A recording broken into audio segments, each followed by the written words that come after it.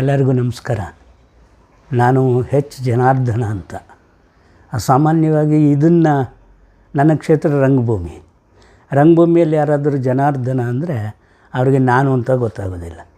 ರಂಗಭೂಮಿಯಲ್ಲಿ ಜನ್ನಿ ಅಂದರೆ ಇಡೀ ಕರ್ನಾಟಕದಲ್ಲಿ ಮತ್ತು ಭಾರತೀಯ ರಂಗಭೂಮಿಯಲ್ಲಿ ಒಬ್ಬ ನಟನಾಗಿ, ರಂಗ ನಿರ್ದೇಶಕನಾಗಿ, ಸಂಗೀತ ನಿರ್ದೇಶಕನಾಗಿ, ಒಬ್ಬ ಸಂಘಟಕನಾಗಿ, ಒಂದು ಜನಪರ ರಂಗಭೂಮಿಯಲ್ಲಿ ಒಂದು ಸ್ವಲ್ಪ ಆ್ಯಕ್ಟಿವ್ ಆಗಿ ಕೆಲಸ ಮಾಡಿದ್ದಾರೆ ಅಂತ ಸಾಮಾನ್ಯವಾಗಿ ಒಂದು 50 ವರ್ಷದಿಂದ ಗುರುತಿಸ್ತಾರೆ. ನಾವು ಮೂಲಭೂತವಾಗಿ ಬೆಂಗಳೂರಿನ ಒಂದು ಕೊಳಚೆ ಪ್ರದೇಶದಿಂದ ಬಂದವನು.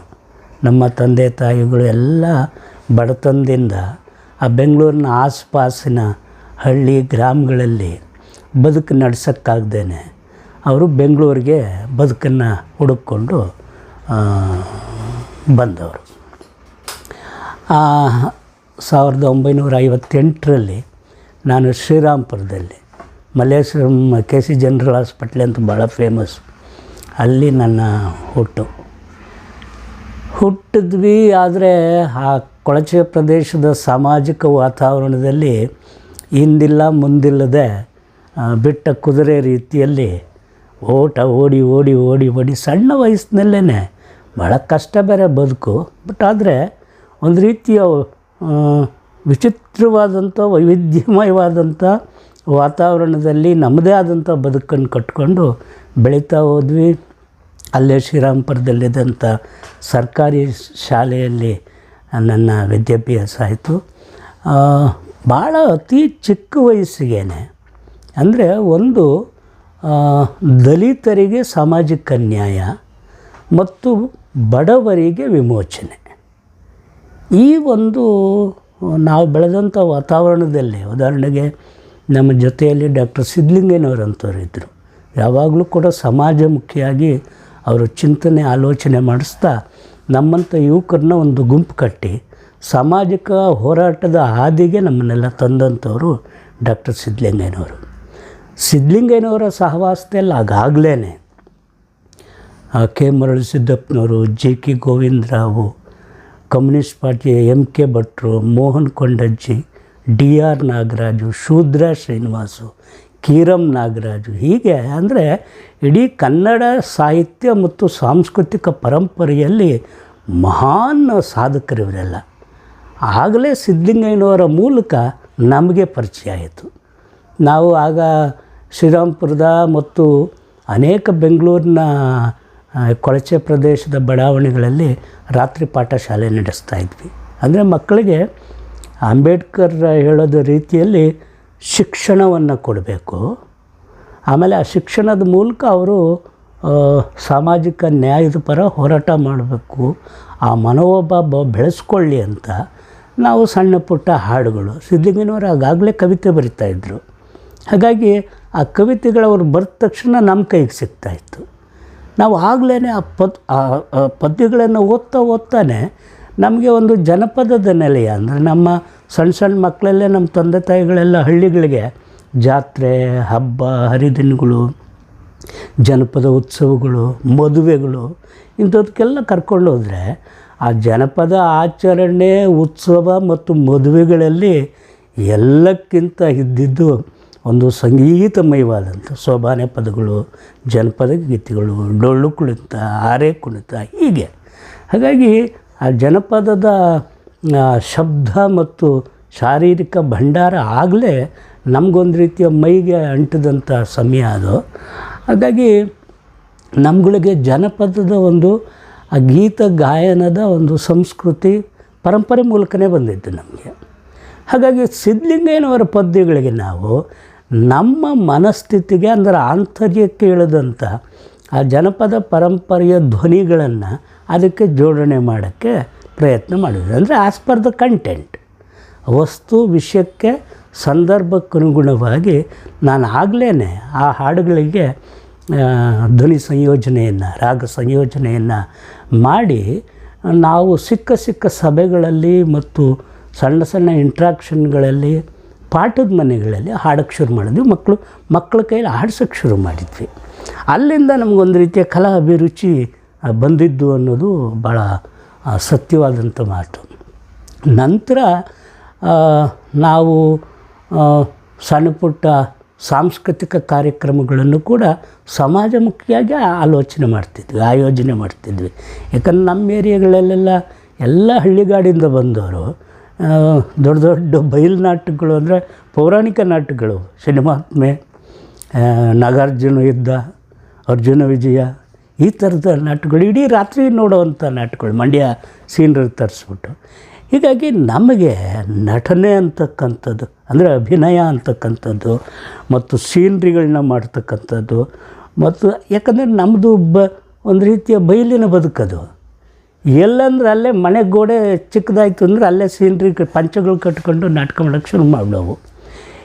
ಇದು ಎಲ್ಲಿಗೆ ಲೀಡ್ ಮಾಡಿತು ಅಂದರೆ, ನಾವು ಈ ಒಂದು ವಿದ್ಯಾರ್ಥಿ ದೆಸೆಯ ಹೋರಾಟದಲ್ಲಿದ್ದಾಗ ಸಮುದಾಯ ಸಾಂಸ್ಕೃತಿಕ ಸಂಘಟನೆ ಪ್ರಸನ್ನ CGK ಅವರ ನಾಯಕತ್ವದಲ್ಲಿ ಜನಮುಖಿಯಾದಂಥ ಸಾಮಾಜಿಕ ವಿಷಯಗಳನ್ನು ಕುರಿತಾದಂಥ ನಾಟಕಗಳನ್ನು ಮಾಡ್ತಾಯಿದ್ರು. ನಾವು ವಿದ್ಯಾರ್ಥಿ ಹೋರಾಟ ಅಲ್ಲೆಲ್ಲ ಇದ್ದಾಗ ಸಮುದಾಯದ ಮೂಲಕ ಜನಪರವಾದಂಥ ನಾಟಕಗಳು ಮಾಡ್ತಾರೆ, ನೋಡೋಕ್ಕೆ ಹೋಗೋಣ ಅಂತ ಕಲಾಕ್ಷೇತ್ರಕ್ಕೆ ಹೋದಾಗ ಮ್ಯಾಕ್ಸಿಮ್ ಗಾರಿಕೆಯ ತಾಯಿ ನಾಟಕ ಪ್ರದರ್ಶನ ಆಗ್ತಾಯಿತ್ತು. ಆ ನಾಟಕ ನೋಡಿದಾಗ ನನಗೆ ವೈಯಕ್ತಿಕವಾಗಿ ಇರುವಾಗಿದ್ದು ಈ ಮಾಧ್ಯಮದ ಮೂಲಕ ಅತ್ಯಂತ ಪರಿಣಾಮಕಾರಿಯಾಗಿ ಹೇಳ್ತಕ್ಕಂಥ ವಿಷಯವನ್ನು ಹೇಳ್ಬೋದು ಅನ್ನೋ ಕಾರಣಕ್ಕಾಗಿ ನಾನು ಪೂರ್ಣ ಪ್ರಮಾಣದಲ್ಲಿ ರಂಗಭೂಮಿಯನ್ನು ನನ್ನ ವೃತ್ತಿಯಾಗಿ, ಪ್ರವೃತ್ತಿಯಿಂದ ವೃತ್ತಿಯಾಗಿ ಸ್ವೀಕರಿಸಿ ಬರೀ ಬೆಂಗಳೂರಲ್ಲ ಇಡೀ ನಾಡಿನಾದ್ಯಂತ ಸಮುದಾಯದ ಮೂಲಕ ಜನಪರವಾದಂಥ ಹಾಡುಗಳು, ರೈತ ಪರವಾದಂಥ ಹಾಡುಗಳು, ಮಹಿಳಾ ಪರವಾದಂಥ ಹಾಡುಗಳು, ಮಕ್ಕಳ ಗೀತೆಗಳು, ಶಿಶುಗೀತೆಗಳು, ಹಾಗೆ ಹೋರಾಟದ ಗೀತೆಗಳು ಹಾಡ್ತಾ ಹಾಡ್ತಾ ಜನಪರ ನಾಟಕಗಳನ್ನು ಮಾಡ್ತಾ ಕರ್ನಾಟಕದಲ್ಲಿ ನಾವು ರಂಗಭೂಮಿಯಲ್ಲಿ ತೊಡಗಿಕೊಂಡು ಅದೇ ಉದ್ಯೋಗ ಆಯಿತು. ಆಮೇಲೆ ಕಾರಣಾಂತರಗಳಿಂದ ನಾನು ಮೈಸೂರಿಗೆ ಬಂದು ಮೈಸೂರಿನಲ್ಲೇ ಅಂದರೆ BV ಕಾರಂತರ ಸಹ ನಿರ್ದೇಶನಕ್ಕಾಗಿ ಅವರಿಗೆ ಸಹಕಾರಿಯಾಗಿ ರಂಗಾಯಣ ಕಟ್ಟುವಂಥ ಸಂದರ್ಭ ಬಂದು ನಾನು ಮೈಸೂರಿನಲ್ಲೇ ಇರಬೇಕಾದಂಥ ಪರಿಸ್ಥಿತಿ ಬಂದಾಗ ಕಾರಂತರ ಒತ್ತಡದ ಮೇರೆಗೆ ನಾನು NCERT ಅಂಗಸಂಸ್ಥೆಯಾದ ಡೆಮಾನ್ಸ್ಟ್ರೇಷನ್ ಶಾಲೆಯಲ್ಲಿ ನಾನು ನಾಟಕಶಾಸ್ತ್ರದ ಮೇಸ್ಟ್ರಾಗಿ ಒಂದು 25-30 ವರ್ಷ ಕೆಲಸ ಮಾಡಿದ್ದೇನೆ.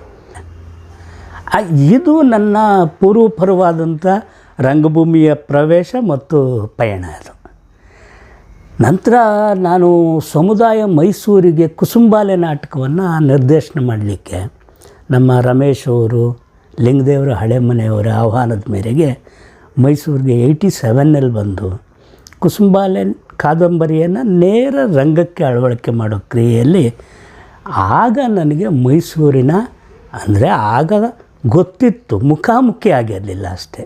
ಉದಾಹರಣೆಗೆ ಮೇಡಮ್ ರಾಮೇಶ್ವರಿ ವರ್ಮಾ ಅವರು, ನಾರತ್ನ ಅವರು, ವಿಶ್ವನಾಥ್ ಮಿರ್ಲೆ ಅವರು, ಹೀಗೆ ಬಾಲಗೋಪಾಲ ವರ್ಮಾ ಅವರು, ಸಿಂಧುವಳ್ಳಿ ಅನಂತಮೂರ್ತಿಯವರು, ಕೆ ರಾಮದಾಸ್ ಅವರು, ಎಲ್ಲರ ಪರಿಚಯ ಆಯಿತು. ಯಾಕಂದರೆ ಅವರೆಲ್ಲರೂ ಕೂಡ ಸಾಂಸ್ಕೃತಿಕವಾಗಿ ಸಾಹಿತ್ಯಿಕವಾಗಿ ಒಂದು ಕಣಜ ಇದ್ದ ಹಾಗೆ ಅದು ಇಡೀ ಕರ್ನಾಟಕಕ್ಕೇ. ಆಗಿನ ಕಾಲಕ್ಕೆ ಮೈಸೂರಿನಲ್ಲಿ ಭಾಳಷ್ಟು ರಂಗ ಚಟುವಟಿಕೆಗಳನ್ನ ಮಾಡ್ತಾ ಇದ್ದಿದ್ದು ನಮಗಂತೂ ಅತ್ಯಂತ ಸಂತೋಷ ಆಗಿ ಅದರಿಂದ ಅತ್ಯಂತ ಪ್ರೇರಣೆಯ ಅಂಶಗಳನ್ನು ನಾವು ಬಹಳ ಪಡೆದಿದ್ದೇವೆ. ನಂತರ ನಾನು 88ರಲ್ಲಿ ಕಾರಂತರ ರಂಗಾಯಣ ಪ್ರಾರಂಭ ಮಾಡಬೇಕು ಅಂತ ಮೈಸೂರಿಗೆ ಬಂದಾಗ ಸಂಪೂರ್ಣವಾಗಿ ಅವ್ರ ಜೊತೆಯಲ್ಲಿ ಕೆಲಸ ಮಾಡಲಿಕ್ಕೆ ಅಂತಲೇ ಬಂದು ಮೈಸೂರಿನಲ್ಲಿದ್ದು ಮೈಸೂರಿನಲ್ಲೇ ಇರಬೇಕು ಅಂತ ಆಗಲೇ ನಿರ್ಧಾರ ತೊಗೊಂಡಿದ್ದು. ಯಾಕಂದರೆ ಬೆಂಗಳೂರಿನ ವಿಪರೀತದ ಗಲಾಟೆ, ಚಲನೆ ಮತ್ತು ಏನು ಆಲೋಚನೆ ಮಾಡೋಕ್ಕೆ ಅವಕಾಶ ಇಲ್ವೇನೋ ಈ ವಾತಾವರಣದಲ್ಲಿ ಅನ್ನೋ ಒಂದು ರೀತಿಯ ಮಾನಸಿಕವಾದಂಥ ಒತ್ತಡ ಆಗಾಗಲೇ ಸ್ವಲ್ಪ ಸಮಸ್ಯೆ ಕೊಟ್ಟಿತ್ತು. ಮೈಸೂರನ್ನ ನೋಡಿದಾಗ ಒಬ್ಬ ಕ್ರಿಯೇಟಿವ್ ಆದಂಥ ರಂಗಕರ್ಮಿಗೆ ಮೈಸೂರು ಜಾಗ ಅತ್ಯಂತ ಫಲಕಾರಿಯಾದ್ದು ಅಂತ ನಾನು ಮೈಸೂರಿನಲ್ಲಿ ಉಳಿಬೇಕು ಅಂತ ನಿರ್ಧಾರ ಮಾಡಿ ಮೈಸೂರು ರಂಗಭೂಮಿಯಲ್ಲಿ ಸಮುದಾಯದೊಟ್ಟಿಗೆ ಮತ್ತು ರಂಗಾಯಣದ ಚಟುವಟಿಕೆಗಳನ್ನು ಮಾಡ್ತಾ ಆಗಲೇ 88ರಲ್ಲೇ ರಾಮೇಶ್ವರ ವರ್ಮ ಅವರು ನಾಟಕ ಅಕಾಡೆಮಿ ಸದಸ್ಯರಾಗಿದ್ದರು. ಆಗ ಮೇಸ್ಟ್ರನ್ನ ಕಾರಂತರನ ವಿನಂತಿ ಮೇರೆಗೆ ಕರ್ನಾಟಕದಲ್ಲೇ ಪ್ರಥಮವಾಗಿ ಕಾಲೇಜು ಅಧ್ಯಾಪಕರಿಗೆ ರಂಗ ತರಬೇತಿ ಶಿಬಿರ ಅಂತ ಮೇಸ್ಟ್ರು ಆ ಶಿಬಿರದ ನಿರ್ದೇಶಕರು, ನಾನು ಸಹ ನಿರ್ದೇಶಕನಾಗಿ ಕಾರಂತರೊಟ್ಟಿಗೆ ವರ್ಕ್ ಮಾಡಿದ್ದೀನಿ. ಸುಮಾರು ಒಂದು 25 ಜನ ಎಲ್ಲ ಕಾಲೇಜ್ ಲೆಕ್ಚರರ್ಸ್ಗಳು ಆ ಶಿಬಿರಕ್ಕೆ ಬಂದು ಅತ್ಯಂತ ಯಶಸ್ವಿಯಾದಂಥ ಶಿಬಿರ. ಇನ್ನೂ ರಂಗಾಯಣ ಪ್ರಾರಂಭ ಆಗಿರಲಿಲ್ಲ. ಅವ್ರಿಗೆ ಕಿಂಗ್ಲಿಯರ್ ನಾಟಕವನ್ನು ಕಾರಂತರು ನಿರ್ದೇಶನ ಮಾಡಿದರು.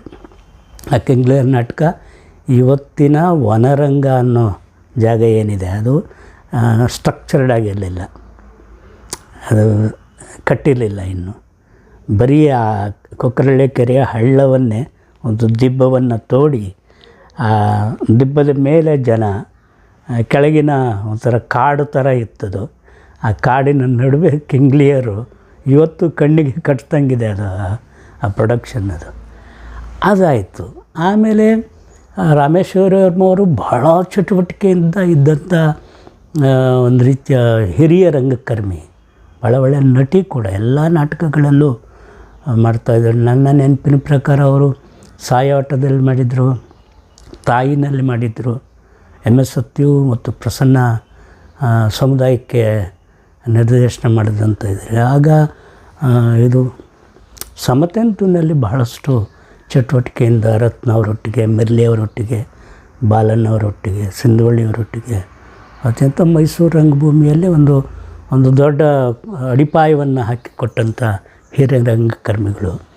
ನಮಗೆ ಮಕ್ಕಳ ಶಿಬಿರವನ್ನು ಮಾಡಲಿಕ್ಕೆ ಅವಕಾಶ ಮಾಡಿಕೊಟ್ಟಿದ್ರು. ನಮ್ಗೆ ನೆನಪಿದೆ ಇನ್ನು ಅವರ ನಿರ್ದೇಶನದಲ್ಲಿ ನಾವು ಮಕ್ಕಳ ಶಿಬಿರವನ್ನು ಆಯೋಜನೆ ಮಾಡಿ ಸಂಶೋಧನೆ ಮಾಡಿ ಭಾಳ ಯಶಸ್ವಿಯಾದಂಥ ಒಂದು ಮಕ್ಕಳ ರಂಗ ಶಿಬಿರವನ್ನು ಮಾಡಿದ್ವಿ. ಹಾಗೆ ಮೈಸೂರಿನಲ್ಲಿ ಒಂದಲ್ಲ ಒಂದು ಚಟುವಟಿಕೆಗಳಲ್ಲಿ ನಿರಂತರವಾಗಿ ನಾವು ಭಾಗವಹಿಸ್ತಾ ಸಮುದಾಯದ ನಂತರ ನಮ್ಮದೇ ಆದಂಥ ಒಂದು ತಂಡವನ್ನು ನಾನು ಮತ್ತು ಸುಮತಿ ಯುವಕರಿಗಾಗಿ, ಅಂದರೆ ಗ್ರಾಮೀಣ ಪ್ರದೇಶದಿಂದ ಬರ್ತಕ್ಕಂಥ ಯುವಕರು ಎಲ್ಲೂ ಕೂಡ ಈ ಪಟ್ಟಣದ ಬೆದರಿಕೆಯಿಂದ ಹೆದರ್ದಂಗೆ ಎಲ್ಲೂ ಅಡ್ಡದಾರಿ ಹಿಡಿದರ ಹಾಗೆ ಒಂದು ಸಾಂಸ್ಕೃತಿಕವಾದಂಥ ಒಂದು ನೆಲೆಯನ್ನು, ಆವರಣವನ್ನು, ವೇದಿಕೆಯನ್ನು ಸೃಷ್ಟಿ ಮಾಡಬೇಕು ಅಂತ. ಯಾಕಂದರೆ ಅವರೆಲ್ಲ ಮೂಲಭೂತವಾಗಿ ಪ್ರತಿಭಾವಂತರಾಗಿರ್ತಾರೆ. ಇಲ್ಲಿ ಅವ್ರ ಪ್ರತಿಭೆ ಹಾಳಾಗದೇ ಇರೋ ರೀತಿಯಲ್ಲಿ ಒಂದು ಆರೋಗ್ಯಪೂರ್ಣವಾದಂಥ ಸಾಂಸ್ಕೃತಿಕ ವೇದಿಕೆ ಜನಮನ ಆಗಬೇಕು ಅಂತ ಯೂನಿವರ್ಸಿಟಿಯಲ್ಲಿ ಮತ್ತು ನಮ್ಮ ಈ ಹಾಸ್ಟೆಲ್ಗಳಲ್ಲಿ ಇರ್ತಕ್ಕಂಥ ಎಲ್ಲ ದಲಿತ ಪ್ರಗತಿಪರ ಬಡ ವಿದ್ಯಾರ್ಥಿಗಳನ್ನು ಕರ್ಕೊಂಬಂದು ಅವರಿಗೆ ಪ್ರೊಫೆಷನಲ್ ಆದಂಥ ವೃತ್ತಿಪರವಾದಂಥ ರಂಗ ತರಬೇತಿ ಶಿಬಿರಗಳನ್ನು ನಾವು ನಿರಂತರವಾಗಿ ನಡೆಸ್ತಾ ಅವರೆಲ್ಲರೂ ಕೂಡ ರಂಗಭೂಮಿಯಲ್ಲಿ ಚಟುವಟಿಕೆಯಿಂದ ಇನ್ವಾಲ್ವ್ ಆಗೋ ರೀತಿಯಲ್ಲಿ ಎಲ್ಲ ಆಯಾಮಗಳಲ್ಲೂ ಅಭಿನಯ, ರಂಗಸಜ್ಜಿಕೆ, ರಂಗ ನಿರ್ವಹಣೆ, ಸಂಘಟನೆ, ಪ್ರಸಾದನ, ವಸ್ತ್ರ ಅಲಂಕಾರ, ಹೀಗೆ ಬೇರೆ ಬೇರೆ ಭಾಗಗಳಲ್ಲೇ ಪ್ರೊಫೆಷ್ನಲ್ಸ್ಗಳನ್ನ, ವೃತ್ತಿಪರವಾದಂಥ ಪರಿಣಿತರನ್ನ ಕರ್ಕೊಂಬಂದು ಬ್ಯಾಂಗ್ಳೂರಿಂದ ಮತ್ತು ಕರ್ನಾಟಕದ ಬೇರೆ ಬೇರೆ ಭಾಗಗಳಿಂದ ಅವ್ರಿಗೆ ತರಬೇತಿ ಕೊಡಿಸ್ತಾಯಿದ್ವಿ. ಪರಮ ಆಶ್ಚರ್ಯ ಅಂದರೆ ಭಾಳಷ್ಟು ಆವತ್ತಿನ ಶಿಬಿರಾರ್ಥಿಗಳು ಇವತ್ತು ವೃತ್ತಿಪರವಾದಂಥ ತಂಡಗಳನ್ನು ಕಟ್ಟಿಕೊಂಡು ಅವರಿವತ್ತು ಕೂಡ ಮೈಸೂರು ರಂಗಭೂಮಿಯಲ್ಲಿ ಅತ್ಯಂತ ಚಟುವಟಿಕೆಯಿಂದ ಕಾರ್ಯಚಟುವಟಿಕೆ ನಡೆಸ್ತಿದ್ದಾರೆ. ಹಾಗೆ ಮೈಸೂರಿನಲ್ಲಿ ಪ್ರಯೋಗಶೀಲವಾದಂಥ ಜನಮುಖಿಯಾದಂಥ ಅನೇಕ ನಾಟಕಗಳನ್ನು ಈ ಶಿಬಿರಗಳ ಮೂಲಕ ಶಿಬಿರ ಮಾಡ್ತಾನೆ, ಅಂದರೆ ವರ್ಕ್ಶಾಪ್ ಕಮ್ ಪ್ರೊಡಕ್ಷನ್ ಅನ್ನೋ ರೀತಿಯಲ್ಲಿ ಶಿಬಿರದ ಅಂತ್ಯದಲ್ಲಿ ಒಂದು ಉತ್ತಮವಾದಂಥ ವೃತ್ತಿಪರವಾದಂಥ, ಅಂದರೆ ಅವರ ಕಲಿಕೆಗೆ ಎಲ್ಲವೂ ಕೂಡ ಒಂದು ಪೂರ್ಣ ರೀತಿಯ ಎಂಡ್ ಕೊಡಬೇಕು. ಅವರಿಗೆ ಮುಂದಿನ ದೃಷ್ಟಿಗೆ, ಮುಂದಿನ ಆಲೋಚನೆಗಳಿಗೆ, ಮುಂದಿನ ಕ್ರಿಯೆಗಳಿಗೆ ಅವರೇ ಮುಂದೆ ಯಾವುದಾದ್ರೂ ಒಂದು ಪ್ರಯೋಗ ಮಾಡಿದ್ರೆ ಅವರ ಹತ್ರ ಒಂದು ಆಧಾರವಾದಂಥ ಕಲಿಕೆ ಇರಬೇಕು. ಆ ನಿಟ್ಟಿನಲ್ಲಿ ನಾವು ಆ ಶಿಬಿರಗಳನ್ನು ಅತ್ಯಂತ ಮುತುವರ್ಜಿಯಿಂದ ಮಾಡಿದ್ವಿ. ಅದು ಅತ್ಯಂತ ಯಶಸ್ವಿ ಕೂಡ ಆಗಿದೆ. ಹೀಗಾಗಿ ಅದರ ಸಂಭ್ರಮ ಅಂದರೆ ಸುಮಾರು ನಿರಂತರ 20 ವರ್ಷಗಳ ಕಾಲ ಹಾಗೆ ನಡೆಸ್ಕೊಂಬಂದಿದ್ದೇವೆ. ಅಂದರೆ ಈ ಮೈಸೂರು ಥಿಯೇಟರ್ ಅಂದ್ರೇ ಒಂದು ರೀತಿಯ ಸಂಗಮ. ಅದು ಆ ತಂಡದಲ್ಲಿ ಮಾಡೋರು ಈ ತಂಡದಲ್ಲಿ ಮಾಡ್ತಿರ್ತಾರೆ, ಈ ತಂಡದಲ್ಲಿ ಮಾಡೋರು ಆ ತಂಡದಲ್ಲಿ ಮಾಡ್ತಿರ್ತಾರೆ. ಆಮೇಲೆ ಇದೊಂದು ಒಂದು ರೀತಿಯ ರಂಗಭೂಮಿ ಮತ್ತು ಮೈಸೂರೇ ಒಂದು ಸಣ್ಣ ಒಂದು ರೀತಿಯ ಯೂನಿವರ್ಸಲ್ ವಿಲೇಜ್ ಥರ ಇದು. ಯಾವ ರಸ್ತೆಯಲ್ಲಿ ಹೋದರೂ ಕೂಡ ಎಲ್ಲರೂ ಒಂದು ಕಡೆ ಕೇಂದ್ರದಲ್ಲಿ ಸಿಗಲೇಬೇಕು ಅವರು. ಆ ಸಿಕ್ಕಂಥ ಇದರಲ್ಲಿ ಪ್ರೀತಿ ವಿಶ್ವಾಸಗಳಿಂದ ಕೊಳ್ಳಿಬೇಕು. ಬೆಂಗಳೂರು ಆ ಥರ ಅಲ್ಲ, ಅದು ಬೆಂಗಳೂರು ಆ ಥರ ಅಲ್ಲ.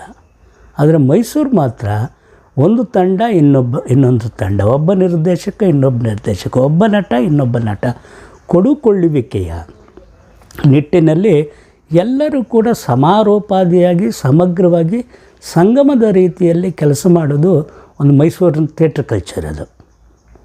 ಹಾಗಾಗಿ ಎಲ್ಲರೂ ಒಟ್ಟಿಗೊಂದು ಸರಿ ಸೇರಿದ್ರು ಕೂಡ ಯಾವ್ಯಾವ ಪ್ರಯೋಗಗಳನ್ನ ಮಾಡ್ತಿರ್ತಾಗೋ ಒಬ್ಬರಲ್ಲ ಒಬ್ಬರಿಂದ ಒಬ್ಬರಿಗೆ ಪ್ರಯೋಜನವನ್ನು ಪಡ್ಕೋತಾ ಕಲಿ ಮತ್ತು ಕಲಿಸುವಿಕೆಯ ಕ್ರಿಯೆಯಲ್ಲಿ ಅದು ಯಾವಾಗಲೂ ಕೂಡ ಒಳಗೊಳ್ಳುವ ಪ್ರವೃತ್ತಿಯನ್ನು ಮೈಸೂರು ರಂಗಭೂಮಿ ಮೊದಲಿಂದ ಅದನ್ನು ನಡೆಸ್ಕೊಂಬಂದಿದೆ. ಅದು ಉಮೇಶ್ ಆಗ್ಬೋದು, ಮೇಕಪ್ ರಾಮಚಂದ್ರ ಆಗ್ಬೋದು, ನಮ್ಮ ರಮೇಶ್ ಆಗ್ಬೋದು, ಅವರ ಜೊತೆಯಲ್ಲಿ ಮಾಡ್ತಕ್ಕಂಥ ರವೀಶ್ ಆಗ್ಬೋದು, ರಾಮೇಶ್ವರ ಅವರು, ಸರ್ಮಂಗಳ ಅವರು, ಮೈಸೂರು ಮೀನಾ, ಹೀಗೆ ಹೆಸರಿಸ್ತಾ ಹೋದರೆ ಅದು ಬಹಳ ದೊಡ್ಡ ಪಯಣವೇ ಆಗುತ್ತೆ. ಹೀಗಾಗಿ ಅವರೆಲ್ಲರೂ ಕೂಡ ಒಂದಲ್ಲ ಒಂದು ರೀತಿಯಲ್ಲಿ ಎಲ್ಲರೊಟ್ಟಿಗೂ ಸೇರಿ ಒಂದು ರಂಗ ಸಂಸ್ಕೃತಿಯನ್ನು ಮೈಸೂರು ಮೂಲಕ ಕರ್ನಾಟಕಕ್ಕೆ ಮಾದರಿ ಮಾಡುವ ಪ್ರಯತ್ನದಲ್ಲಿ ಅತ್ಯಂತ ಯಶಸ್ವಿಯಾಗಿದ್ದಾರೆ. ಇವತ್ತು ಕೂಡ 45-50 ವರ್ಷದಿಂದ ರಂಗಭೂಮಿಯನ್ನು ಮಾಡ್ತಿರೋರು ಇನ್ನೂ ಚಟುವಟಿಕೆಯಿಂದ ವಯಸ್ಸಾಗಿರ್ಬೋದು, ಆ್ಯಕ್ಟಿವಿಟಿಯಲ್ಲಿ ಸ್ವಲ್ಪ ಇತಿಮಿತಿ ಬಂದಿರ್ಬೋದು ಬಿಟ್ಟರೆ ಅದರ ಭಾಗವಹಿಸಿಕೆ ಮತ್ತು ಪ್ರೇರಣೆಯಲ್ಲಿ ಚೈತನ್ಯಭರಿತವಾಗಿ ಪಾರ್ಟಿಸಿಪೇಟ್ ಮಾಡ್ತಿದ್ದಾರೆ. ಅದು ಯಾವತ್ತೂ ಕೂಡ ನಮ್ಮ ಮೈಸೂರು ರಂಗಭೂಮಿಯ ಯುವಕರಿಗೆ ಅದೊಂದು ರೀತಿಯ ಬಹಳ ದೊಡ್ಡ ಸ್ಫೂರ್ತಿ ಅಂತ ನಾನಾದರೂ ಭಾವಿಸಿದ್ದೇನೆ. ಆ ರೀತಿಯ ಆರೋಗ್ಯಪೂರ್ಣವಾದಂಥ, ಅಂದರೆ ಸ್ವಾರ್ಥರಹಿತವಾದಂಥ ಆರೋಗ್ಯಪೂರ್ಣವಾದಂಥ ವಾತಾವರಣ ಮೈಸೂರು ರಂಗಭೂಮಿಗೆ ಇರೋದೇ ಮೈಸೂರು ರಂಗಭೂಮಿಯ ಯಶಸ್ಸು ಅಂತ ನಾನಾದರೂ ಭಾವಿಸಿದ್ದೇನೆ. ಆ್ಯಕ್ಚುಲಿ ಮೈಸೂರಿನ ಚಟುವಟಿಕೆಗಳು ಇನ್ನೂ ಹೆಚ್ಚು ವಿಸ್ತಾರಗೊಳ್ಳಬೇಕಿತ್ತು ಅಂತ ನನಗಾದರೂ ಅನಿಸುತ್ತೆ. ಯಾಕಂದರೆ ಒಂದೊಂದು ಪ್ರಯೋಗಗಳು ಕೂಡ ಭಾಳ ಬೃಹತ್ ಮತ್ತು ಮಹತ್ವಪೂರ್ಣವಾದಂಥ ಪ್ರಯೋಗಗಳೇ ಆಗಿವೆ. ಈಗ SR ರಮೇಶ್ ಮಾಡೋದಾಗಲಿ, ನಮ್ಮ ಉಮೇಶ್ ಮಾಡೋದಾಗಲಿ ಮತ್ತು ಸಿಂಧುವಳ್ಳಿಯ ತಂಡ ಮಾಡೋದಾಗಲಿ, ಅವು ಏನು ಮಾಡುತ್ತೆ, ಮೈಸೂರಿನಲ್ಲೇ 1, 2 ಮ್ಯಾಕ್ಸಿಮಮ್ 3 ಶೋಗಳಾಗಿ ಇನ್ನೆಲ್ಲೋ ಒಂದು 2-3 ಕಡೆ ಆಗೋದು ಬಿಟ್ಟರೆ ಮತ್ತೆ ಆ ಪ್ರಯೋಗಗಳು ಹೆಚ್ಚು ಪುನರ್ ಪ್ರದರ್ಶನಗಳಾಗಿರೋದನ್ನು ನಾವು ನೋಡದೇ ಇರೋದು ಅದೊಂದು ದೊಡ್ಡ ದುರಂತ. ಅಟ್ಲೀಸ್ಟು ವಿಭಾಗ ಮಟ್ಟದಲ್ಲ ಆದರೂ ನೋಡಿ, ಪಕ್ಕದಲ್ಲಿ ತಾಲೂಕುಗಳಿವೆ. HD ಕೋಟೆ ಅದೊಂದು ರೀತಿಯ ಪಕ್ಕ ಟ್ರೈಬಲ್ ಓರಿಯೆಂಟ್ ಇರತಕ್ಕಂಥ ಒಂದು ಜಾಗ ಅದು. ಆಮೇಲೆ ಹುಣಸೂರು, ಪಿರಿಯಾಪಟ್ಟಣ, ಹಾಸನ್ನು, ಚಿಕ್ಕಮಗಳೂರು ಅಂಟ್ಕೊಂಡಾಗೇನೆ, ಮಂಡ್ಯ, ಚಾಮರಾಜನಗರ. ಆದರೆ ಈ ಯಾವುದೇ ತಾಲೂಕು ಕೇಂದ್ರಗಳಲ್ಲೂ ಕೂಡ ಮೈಸೂರಿನಲ್ಲಾದಂಥ ಮಹತ್ವಪೂರ್ಣವಾದಂಥ ಪ್ರಯೋಗಗಳು ಹೆಚ್ಚು ಪ್ರದರ್ಶನಗೊಂಡಿರೋದನ್ನ ನಾನು ಗಮನಿಸಿದ್ದೇನೆ. ಅದು ಬಹಳಷ್ಟು ಒಂದು ರೀತಿಯ ಸಮಸ್ಯೆ ಅಂತ ಅನಿಸುತ್ತೆ. ಇಲ್ಲೇನಾಗ್ತಾಯಿದೆ, ಇರೋದೊಂದು ಕಲಾಮಂದಿರ ಇತ್ತು, ಈಗ ಸ್ವಲ್ಪ ಕಿರು ರಂಗಮಂದಿರ ಆಗಿದೆ. ವನರಂಗನೂ ಕೂಡ ರಂಗಾಯಣದವರು ಹವ್ಯಾಸಿ ತಂಡಗಳಿಗೆ ಕೊಡ್ತಾರೆ. ಸ್ವಲ್ಪ ಆ್ಯಕ್ಟಿವಿಟಿಗೆ ನಮಗೆ ಎಕ್ಸ್ಟೆನ್ಷನ್ ಆಯಿತು. ಆವಾಗಂತೂ ಬರೀ ಕಲಾಮಂದಿರ ಒಂದಿದ್ದು. ನಾವು ಬೇರೆ ಬೇರೆ ಬಡಾವಣೆಗಳಲ್ಲಿ ರಂಗಭೂಮಿಯಲ್ಲಿ ಮಾಡೋದು ಕೂಡ ಒಂದು ಮೈಸೂರಿನ ರಂಗಭೂಮಿಯ ಕೊರತೆಯಾಗಿಯೇ ಉಳ್ಕೊಂಡಿದ್ದನ್ನು ಕೂಡ ನಾನು ಗಮನಿಸಿದ್ದೇನೆ. ನಮ್ಮ ಪ್ರಯೋಗಗಳು ಬೇರೆ ಬೇರೆ ಬಡಾವಣೆಗಳಲ್ಲಿ ಇರುವ ಇತಿಮಿತಿಯ ರಂಗನಿರ್ಮಿತಿಯಲ್ಲೇ ಮಾಡೋ ಸಾಧ್ಯತೆಗಳು ಹೆಚ್ಚಿತ್ತು. ಆದರೆ ಅದರ ಪ್ರಯತ್ನವನ್ನು ನಾವು ಮಾಡಿಲ್ಲ. ಆದರೆ ಬರ್ತಕ್ಕಂಥ ಕಲಾವಿದರು ಎಲ್ಲ ಬಡಾವಣೆಗಳಿಂದ ಬರ್ತಿದ್ದರು. ಅವರೇ ನಿಂತಿದ್ದರೂ ಕೂಡ ಅವರೆಂಥ ಒಳ್ಳೊಳ್ಳೆ ಆರ್ಗನೈಸರ್ಸ್ ಅಂದರೆ, ಇವಾಗ ನಮ್ಮ ಶಿವಾಜಿರಾವ್ ಜಾಧವ್ ಅಂತವರು, ಶ್ರೀಧರ್ ಅಂತವರು ಎಷ್ಟು ಜನ ಇದ್ದಾರೆ ಅಂದರೆ, ಅವ್ರು ಮನಸ್ಸು ಮಾಡಿದ್ರೆ ಅವ್ರವ್ರ ಬಡಾವಣೆಯಲ್ಲಿ ಸಂಘಟನೆ ಮಾಡಿ ಆ ಪ್ರಯೋಗಗಳನ್ನು ಪ್ರದರ್ಶನಕ್ಕೂ ಅಣಿ ಮಾಡುವಷ್ಟು ಕೆಪಾಸಿಟಿ ಇದ್ದರೂ ಕೂಡ, ಬಟ್ ಆ ರೀತಿಯ ಪ್ರಯತ್ನಗಳು, ಒಂದು ರೀತಿಯ ಆ ರೀತಿಯ ಆಲೋಚನೆಗಳು ಹೆಚ್ಚಾಗಲಿಲ್ವೇನೋ ಅಂತಕ್ಕಂಥದ್ದು ನನ್ನ ಪ್ರಾಮಾಣಿಕವಾದಂಥ ಇದು. ಹೀಗಾಗಿ ಕಲಾಮಂದಿರ ಅದು ಒಂದು ಒಳ್ಳೆಯ ನಾಟಕವನ್ನು ಪ್ರದರ್ಶನ ಮಾಡೋಕ್ಕಿರ್ತಕ್ಕಂಥ ರಂಗಮಂದಿರ ಅಲ್ಲ. ಅದಕ್ಕೆ ಆದಂಥ ಭಾಳ ನ್ಯೂನ್ಯತೆಗಳಿದೆ. ಒಂದು ರೀತಿಯ ಒಂದು ದೃಶ್ಯಕ್ಕೆ ಹೋದರೆ ಆ ಸೈಡ್ ವಿಂಗ್ಗಳು ಕಾಣ್ತಕ್ಕಂಥದ್ದು, ಆ ವಿಸ್ತಾರ. ಹೀಗಾಗಿ ನಾಟಕದ ಚೌಕಟ್ಟಿಗೆ ಬೇಕಾದಂಥ ಒಂದು ಕನ್ಸ್ಟ್ರಕ್ಟಿವ್ ವಿಷುವಲ್ ಸ್ಟ್ರಕ್ಚರು ಕಲಾಮಂದಿರದಲ್ಲಿ ಸಿಗೋದಿಲ್ಲ. ಸದ್ಯ ಕಿರುರಂಗಮಂದಿರ ಬಂದಿರೋದ್ರಿಂದ ಅಲ್ಲಿ ನೋಡಿ ಅದು ಆದಮೇಲೆ ಎಷ್ಟು ಪ್ರಯೋಗಗಳಾದವು. ಆದರೂ ಕೂಡ ನಮ್ಮ ಕಲಾಮಂದಿರನೂ ಅಷ್ಟೇ, ಈ ಸಂಸ್ಕೃತಿ ಇಲಾಖೆ ಅವೆಲ್ಲ ಇರೋ ರಂಗಮಂದಿರಗಳನ್ನೇ. ಯಾಕಂದರೆ ಕರ್ನಾಟಕಕ್ಕೆ ಒಂದು ಬೃಹತ್ತಾದಂಥ ಚಟುವಟಿಕೆ ಇರ್ತಕ್ಕಂಥ ರಂಗಭೂಮಿ ಮೈಸೂರಲ್ಲಿದೆ. 10 ಕರ್ನಾಟಕದ ಮಟ್ಟಿಗೆ ಕೆಲಸ ಮಾಡ್ತಕ್ಕಂಥ ಇಡೀ ಭಾರತೀಯ ರಂಗಭೂಮಿಯಲ್ಲೇ ತಮ್ಮ ಕ್ರಿಯೇಟಿವಿಟಿಯನ್ನು ಪ್ರದರ್ಶಿಸಬಲ್ಲಂಥ ನಿರ್ದೇಶಕರುಗಳಿದ್ದಾರೆ. ಆದರೆ ಅವರ ಪ್ರದರ್ಶನವನ್ನು ಸಮರ್ಥವಾಗಿ ನಿರಂತರವಾಗಿ ಪ್ರದರ್ಶನ ಮಾಡಲಿಕ್ಕೆ ರಂಗಮಂದಿರಗಳಿಲ್ಲ. ಬಟ್ ಇರೋವನ್ನು ಕೂಡ ಸರಿಯಾಗಿ ಮೇಂಟೈನ್ ಮಾಡದೇ ಇರೋದಿದೆಯಲ್ಲ, ಅದು ಸಂಸ್ಕೃತಿಯ ಒಂದು ರೀತಿಯ ಇರೆಸ್ಪಾನ್ಸಿಬಿಲಿಟಿ ಅಂತಲೇ ಕಾಣಿಸುತ್ತೆ. ಅದನ್ನು ಆ ಜವಾಬ್ದಾರಿ ಬೇಕದನ್ನು. ರಂಗಮಂದಿರಗಳನ್ನ ಕಾಪಾಡಿ ಹೆಚ್ಚೆಚ್ಚು ನಾಟಕಗಳಾಗ್ತಾಯಿದ್ರೆ ಆ ಪ್ರದೇಶ, ಅದರ ಒಂದು ಸಾಮಾಜಿಕ ವಾತಾವರಣ ಆರೋಗ್ಯಪೂರ್ಣವಾಗಿರುತ್ತೆ ಅನ್ನೋ ಮಿನಿಮಮ್ ಸೆನ್ಸಿಬಿಲಿಟಿ ಒಂದು ಕಲ್ಚರಲ್ ಡಿಪಾರ್ಟ್ಮೆಂಟ್ಗೆ ಇರಲಿಲ್ಲ ಅಂದರೆ ಅದು ಮಹಾ ವೀಕ್ನೆಸ್ ಅದು.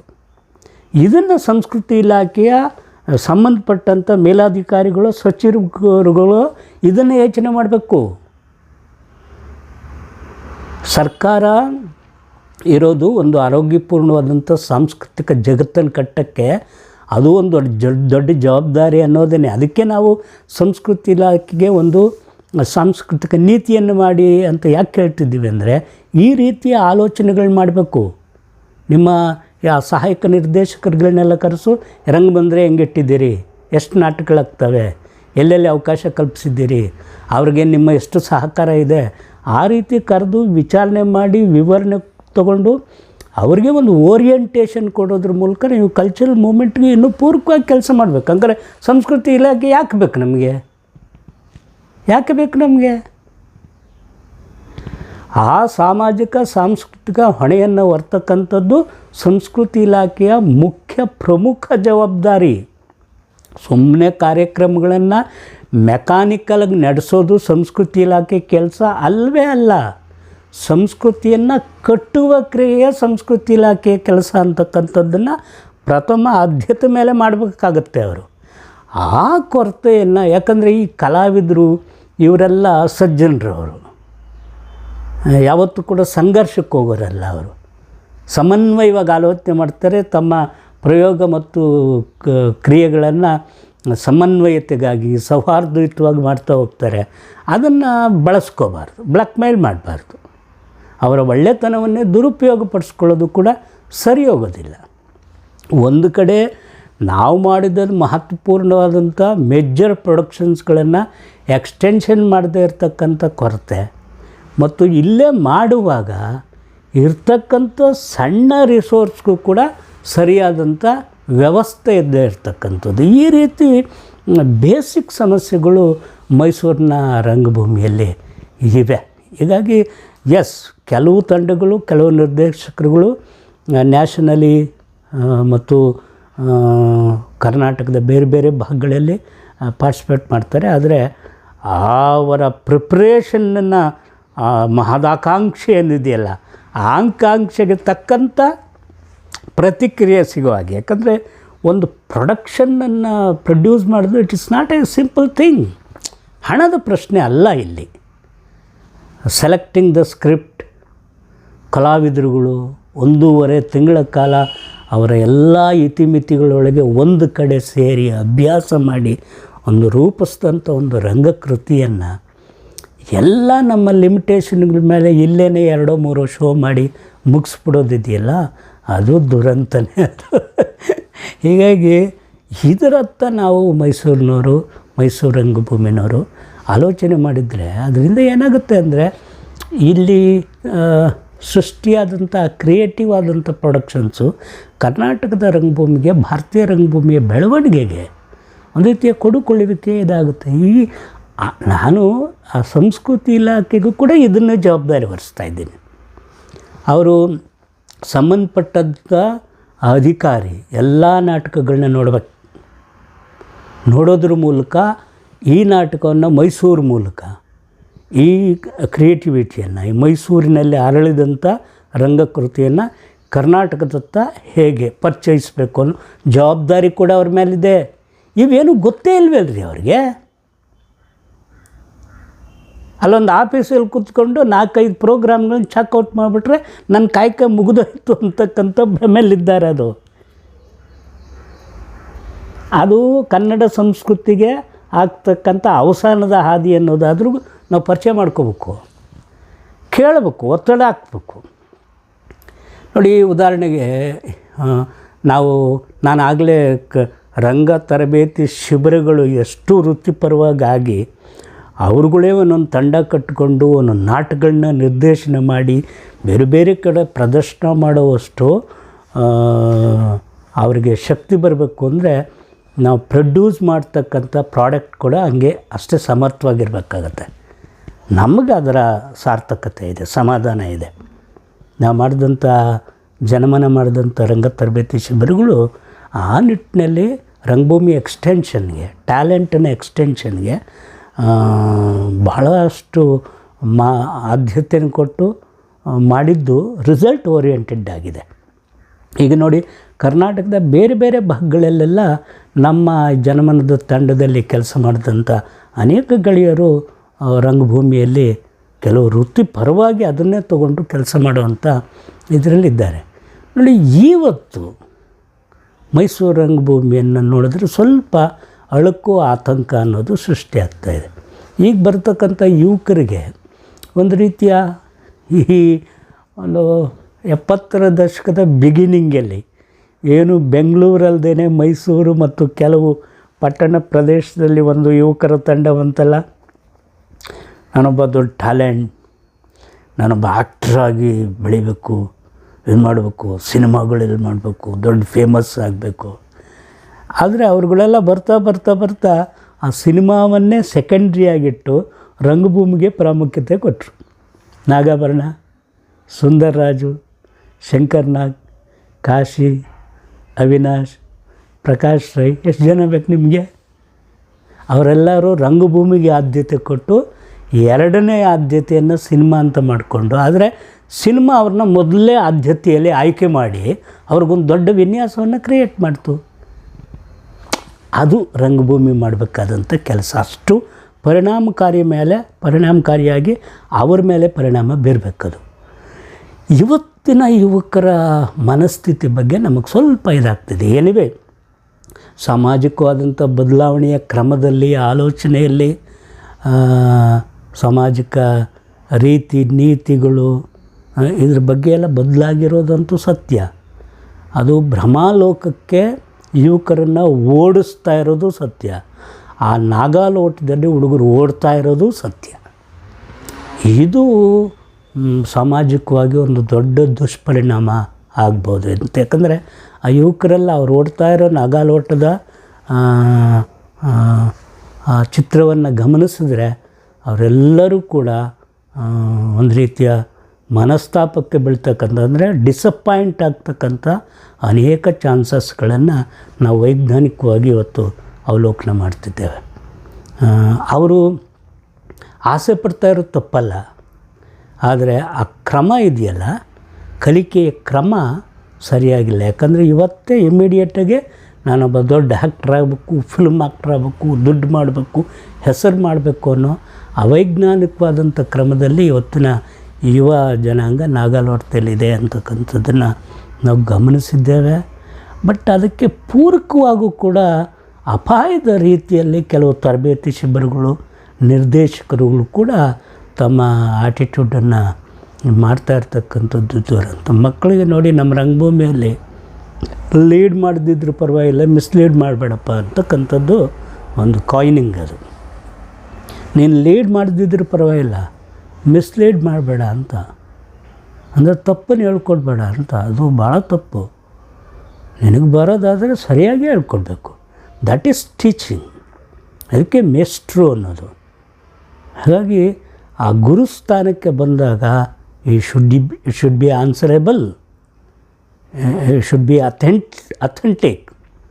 ಹೀಗಾಗಿ ಮಾಹಿತಿ ಸಂಗ್ರಹಣೆಯಲ್ಲೋ ಅಥವಾ ಓದಿನಲ್ಲೋ ಮತ್ತು ತೊಡಗಿಸುವುದರಲ್ಲೋ ಆ ಜವಾಬ್ದಾರಿ ಹೊತ್ತಿರೋರು ಇನ್ನೂ ಹೆಚ್ಚಿನ ಹೊಣೆಯನ್ನು ಹೊತ್ಕೊಂಡು ಇವತ್ತಿನ ಯುವ ಜನಾಂಗವನ್ನು ರಂಗಭೂಮಿಯಲ್ಲಿ ಸರಿಯಾದಂಥ ಕರ್ಮದಲ್ಲಿ ತೊಡಗಿಸ್ಬೇಕಾಗಿರ್ತಕ್ಕಂಥ ಜವಾಬ್ದಾರಿ ಇದೆ. ಅದು ಅಷ್ಟು ಸಮಾಧಾನಕರವಾಗಿಲ್ಲ ಅಂತಕ್ಕಂಥದ್ದು ನಾವು ಗಮನಿಸಿರುವಂಥ ಸಟ್. ಮೈಸೂರಿನಿಂದ ಹಂಗೆ ಆಗಬಾರ್ದು. ಯಾಕಂದರೆ ರಂಗಾಯಣದಂಥ ಸಂಸ್ಥೆ ಇದೆ. ಆ ಯುವಕರಿಗೆ ಹೇಳಬೇಕು, ಮತ್ತೆ ಹೊಸ ಹೊಸ ಒಳ್ಳೆಯ ನಾಟಕಗಳನ್ನ ನೋಡಬೇಕು. ಅವರು ಸಾಹಿತ್ಯದ ಅಭಿರುಚಿ ಬೆಳೆಸ್ಕೋಬೇಕು. ಶೇಕ್ಸ್ಪಿಯರ್ ಇನ್ನೂ ಸತ್ತಿಲ್ಲ, ಮತ್ತೆ ಜೀವಂತಗೊಳ್ತಿದ್ದಾನೆ. ಬರ್ಟೋಲ್ಟ್ ಬ್ರೆಕ್ಟ್ ಸತ್ತಿಲ್ಲ, ಮತ್ತೆ ಜೀವಂತಗೊಳ್ತಿದ್ದಾನೆ. ನೋಡಿ, ಎಲ್ಲಿವರೆಗೂ ಸುಳ್ಳನ್ನು ನಮ್ಮನ್ನು ಆವರಿಸುತ್ತೋ ಅವ್ರು ಮತ್ತೆ ಜೀವಂತಗೊಳ್ತಾರೆ. ಯಾಕಂದರೆ ಸತ್ಯದ ಪ್ರಖರತೆಯನ್ನು ಇಡಲಿಕ್ಕೆ ಅದನ್ನು ಜವಾಬ್ದಾರಿ ಹೊತ್ತಂಥ ರಂಗ ಕರ್ಮಿಗಳು, ಹಿರಿಯ ರಂಗಚಿಂತಕರು ಮಾಡಬೇಕಾದಂಥ ಜವಾಬ್ದಾರ ಸಾಮಾಜಿಕ ಹೊಣೆ ನಮ್ಮ ಮೇಲಿದೆ ಅಂತಕ್ಕಂಥದ್ದು ನನಗಂತೂ ಪ್ರಾಮಾಣಿಕವಾಗಿ ಅನ್ನಿಸ್ತಾ ಇದೆ ಇವತ್ತಿಗೆ. ಇಲ್ಲಾಂದರೆ ಮಾಡಿದ್ದೆಲ್ಲ ಕೂಡ ವ್ಯರ್ಥವಾಗಿ ಒಂದು ರೀತಿ ನಾವು ಯಾವುದೋ ಮಾಡಿದ್ದನ್ನೇ ಒಂದು ನೆನಪಾಗಿ ಉಳಿಸ್ಕೊಳ್ಳುವಂಥ ಸ್ಥಿತಿ ಬಂದರೆ ಅದು ಏನೂ ಉಪಯೋಗವೂ ಇಲ್ಲ. ದಟ್ ಈಸ್ ಅದರಿಂದ ನಿಷ್ಪ್ರಯೋಜನ ಅದು. ಹೀಗಾಗಿ ಮಾಡಿರೋ ಕಾರ್ಯ ಉಳಿಬೇಕು, ಮಾಡೋ ಕಾರ್ಯ ಪ್ರಾಯೋಗಿಕವಾಗಿರಬೇಕು ಅನ್ನೋದಾದರೆ ಹಿಂದಿನ ನಮ್ಮ ಅನುಭವವನ್ನು ಇವತ್ತಿನ ಮುಂದಿನ ಜನಾಂಗಕ್ಕೆ ಅರಿವಿನ ದಾಳವಾಗಿ ಹೇಗೆ ನಾವು ಉರುಳಿಸ್ತೀವಿ ಅನ್ನೋದನ್ನು ನಾವು ಹಿರಿಯ ರಂಗಕರ್ಮಿಗಳು ಕೂತ್ಕೊಂಡು ಯೋಚನೆ ಮಾಡಬೇಕು. ನೋಡಿ, ಇತ್ತೀಚೆಗೆ ಅನೇಕ ಒಳ್ಳೊಳ್ಳೆ ನಾಟಕಗಳನ್ನು ಮೈಸೂರು ರಂಗಭೂಮಿಯಿಂದ, ಆದರೆ ಯುವಕರು ಹೆಚ್ಚಿನ ಜನ ಬರಲ್ಲ ಒಳ್ಳೊಳ್ಳೆ ನಾಟಕಗಳನ್ನ ನೋಡು. ನನ್ನ ಉದಾಹರಣೆನೇ ತಗೊಳ್ಳಿ. ಅದು ನಾವು ಸುಮತಿಯವರು ಜನರಲ್ಲಿ ಮಾಡಿದಾಗ there are plenty of people, ಜನ ಬರ್ತಿದ್ರಪ್ಪ. ಈಗ ಆ ಬರ್ತಿದ್ದಂಥ ಆಡಿಯನ್ಸನ್ನು ಕೂಡ ಸ್ವಲ್ಪ ನೀರಸವಾದಂಥ ವಾತಾವರಣ ಇರೋದು ನಮ್ಮೆಲ್ಲರನ್ನೂ ಒಂದು ಸ್ವಲ್ಪ ಬೇಜಾರಿಗೆ ಈಡು ಮಾಡಿದೆ. ಇದು ಅಮೆಚೂರ್ ಗ್ರೂಪಲ್ಲಿ ಒಂದೇ ಅಲ್ಲ, ಇನ್ಕ್ಲೂಡಿಂಗ್ ರಂಗಾಯಣದಲ್ಲೂ ಅಷ್ಟೇ. ಒಂದು ಕಾಲಕ್ಕೆ ಉದಾಹರಣೆಗೆ ನನಗೆ ಹೆಚ್ಚು ಒಂದು ಜವಾಬ್ದಾರಿ ರಂಗಾಯಣದ ಕೊಟ್ಟಾಗ ನಾನು ಕಾನ್ಸಂಟ್ರೇಟ್ ಮಾಡಿದ್ದು ಮೊದಲು ಹೆಚ್ಚೆಚ್ಚು ಆಡಿಯನ್ಸನ್ನು ತರಬೇಕು, ಒಂದು ಶೋ ಆಗ ಬದಲು 4 ಶೋ ಆಗಬೇಕು ಅಂತ. ಯಾಕಂದರೆ ನನಗೆ ಚೆನ್ನಾಗಿ ಗೊತ್ತು, ರಂಗಾಯಣ ಆಡಿಯನ್ಸನ್ನು ಎಳೆದಷ್ಟು ಕೂಡ ಆ ಡೈರೆಕ್ಟ್ಲಿ ಆರ್ ಇಂಡೈರೆಕ್ಟ್ಲಿ ಹವ್ಯಾಸಿ ರಂಗಭೂಮಿಗೆ ಒಂದು ಕ್ರೆಡಿಟ್ ಆಗುತ್ತೆ ಅಂತ. ಒಂದು ಒಳ್ಳೆಯ ನಾಟಕ ನೋಡಬೇಕು ಅಂತ ಒಬ್ಬ ಮನುಷ್ಯನಿಗೆ ಇದು ಬಂದರೆ ರಂಗಾಯಣದಲ್ಲಿಲ್ಲ ಅಂದರೆ ಇನ್ನೆಲ್ಲಿದೆ ಅಂತ ಹುಡುಕ್ತಾರೆ ಅವರು. That's also very important. ರಂಗಾಯಣದಂಥ ವೃತ್ತಿಪರ ಸಂಸ್ಥೆಗಳ ಮುಖ್ಯ ಜವಾಬ್ದಾರಿ ಕೂಡ ಇದು. ತನಗೇನೋ ಸರ್ಕಾರಿ ಒಂದು ರೀತಿಯ ಸವಲತ್ತಿದೆ, ದುಡ್ಡಿದೆ ಅಂತ ಮೆಗಾ ಪ್ರೊಡಕ್ಷನ್ಗಳನ್ನ ಮಾಡಿಬಿಟ್ಟು ಅದನ್ನು ಮ್ಯೂಸಿಯಮಿಲ್ಲಿಡೋದಲ್ಲ. ನನ್ನ ವೃತ್ತಿಪರವಾದಂಥ ಅದನ್ನೇ ಕಾರಂತರ ಕನಸಿನ ಮೂಲಕ ನಾವೆಲ್ಲರೂ ಕಟ್ಟಿದ್ದದು. ಏನಂದರೆ ರಂಗಾಯಣದ ಪ್ರಕ್ರಿಯೆ ಅಕ್ಕಪಕ್ಕ ಬೆಳೀತಾ ಇರ್ತಕ್ಕಂಥ ಆ ಜಿಲ್ಲೆಯ, ಆ ನಾಡಿನ ವೃತ್ತಿ ರಂಗಭೂಮಿಯ ಒಟ್ಟೊಟ್ಟಿಗೆ ಹವ್ಯಾಸಿ ರಂಗಭೂಮಿಯನ್ನು, ಅಂದರೆ ಒಟ್ಟಾರೆ ರಂಗಭೂಮಿಯ ಬೆಳವಣಿಗೆಗೆ ರಂಗಾಯಣದಂಥ ಕೆಲಸಗಳು ಕೂಡ ಪೂರಕ ಆಗಬೇಕು ಅಂತಕ್ಕಂಥದ್ದು. ಆ ನಿಟ್ಟಿನಲ್ಲಿ ನಾವು ಸ್ಪಷ್ಟವಾಗಿ ಕೆಲಸ ಮಾಡಿದ್ದೇವೆ. ಆ್ಯಂಡ್ ಅದನ್ನು ಭಾಳ ತೀವ್ರವಾಗಿ ಸೂಕ್ಷ್ಮವಾಗಿ ಗಮನಿಸಿದ್ದೇವೆ. That is true also. ರಂಗಾಯಣಕ್ಕೆ ಬಂದಂಥ ಆಡಿಯನ್ಸು ಒಂದು ಸರಿ ಅವ್ರಿಗೆ ನಾಟಕ ಇಷ್ಟ ಆಯಿತು ಅಂದರೆ ಇಂಥ ನಾಟಕಗಳು ನೋಡೋದ್ರಿಂದ ನನ್ನ ಬೌದ್ಧಿಕ ಬೆಳವಣಿಗೆಗೆ, ನನ್ನ ಮನಸ್ಸಿನ ಅನುಸಂಧಾನಕ್ಕೆ ಹೆಲ್ಪ್ ಆಗುತ್ತೆ ಅಂದರೆ ಒಳ್ಳೆಯ ನಾಟಕ ಎಲ್ಲಿದ್ದರೂ ಹೋಗ್ತಾರೆ. ನೀವು ಆಡಿಯನ್ಸನ್ನು ಕಟ್ಟಬೇಕಷ್ಟೇ. ಕಟ್ಟುವ ಕ್ರಿಯೆ ನಮ್ಮೆಲ್ಲರದ್ದು ಜವಾಬ್ದಾರಿ. ಅದು ಹೆಚ್ಚಿನ ಜವಾಬ್ದಾರಿ ರಂಗಾಯಣದಂಥ ವೃತ್ತಿಪರ ಸಂಸ್ಥೆ ಮೇಲೆ ಇರುತ್ತೆ. ಅದು ಕೂಡ ಹೆಚ್ಚಾಗಿ ಸ್ವಲ್ಪ ಯಾಕೋ ಲ್ಯಾಗ್ ಆಗ್ತಿದೆಯೇನೋ ಅನ್ನೋ ಕೂಡ ಇತ್ತೀಚೆಗೆ ಗಮನಿಸ್ತಾ ಇರ್ತಕ್ಕಂಥದ್ದು. ಹೀಗಾಗಿ ನಾವೆಲ್ಲರೂ ಕಲಾವಿದರಾಗಿ ರಂಗಕರ್ಮಿಗಳಾಗಿ ಇಷ್ಟು ಹೇಳೋದು, ಯಾವತ್ತೂ ಕಲಾ ಜಗತ್ತು ಸಮೃದ್ಧವಾಗಿರಬೇಕು. ಯಾಕಂದರೆ ಅಲ್ಲಿ ಸಂಸ್ಕೃತಿಯ ಮೊಳಕೆಗಳು ಹೊಡಿತವೆ, ಮನಸ್ಸು ನಿರ್ಮಲವಾಗುತ್ತೆ. ನಿರ್ವಿವಾದದಿಂದ ಒಂದು ಸಾಮಾಜಿಕವಾದಂಥ ಸಮಸ್ಯೆಗೆ ಜನ ಅತ್ಯಂತ ಪ್ರೇರಿತರಾಗಿ ಒಂದು ಪರಿಹಾರವನ್ನು ಹುಡುಕಿ ಆರೋಗ್ಯಪೂರ್ಣವಾದಂಥ ಆಲೋಚನೆ ಮತ್ತು ಸಮಾಜ ನಿರ್ಮಾಣಕ್ಕೆ ರಂಗಭೂಮಿ ಸಂಸ್ಕೃತಿ ಬಹಳ ಮುಖ್ಯವಾದಂಥ ಬೀಜ ಆಗಿದೆ. ನಾವು ಈ 5 ದಶಕಗಳಲ್ಲಿ ನೋಡ್ತಾ ಬಂದಿದ್ದೇವೆ ಆಗಿರೋ ಪರಿಣಾಮಗಳನ್ನು. ಹಾಗಾಗಿ ಪರಿಣಾಮಕಾರಿಯಾದಂಥ ಒಂದು ರಂಗಕ್ರಿಯೆ ಮೈಸೂರಲ್ಲಿ ಮುಂದುವರಿಲಿಕ್ಕೆ ಹಿಂದಿನ ಚರಿತ್ರೆಯನ್ನು ತಗೊಳ್ಳೋದ್ರ ಮೂಲಕ, ಹಿಂದಿನ ಚರಿತ್ರೆಯ ಅಂಶಗಳ ಮೂಲಕ ಮುಂದಿನ ಭವಿಷ್ಯತ್ತನ್ನು ಆರೋಗ್ಯಪೂರ್ಣವಾಗಿ ಕಟ್ಟೋ ರೀತಿಯಲ್ಲಿ ನಾವೆಲ್ಲರೂ ಕೆಲಸ ಮಾಡೋಣ ಅನ್ನೋ ಒಂದು ಅಭಿಪ್ರಾಯದ ಮೇಲೆ ಎಲ್ಲರಿಗೂ ಕೂಡ ಶುಭ ಕೋರ್ತೀನಿ. ಮತ್ತು ಕಾರಂತರಾಡ್ ನೆನಪ, ಸೋಲಿಸಬೇಡ ಗೆಲಿಸಯ್ಯ, ಸೋಲಿಸಬೇಡ ಗೆಲಿಸಯ್ಯ, ಗೆಲಿಸಯ್ಯ ಗೆಲಿಸಯ್ಯ.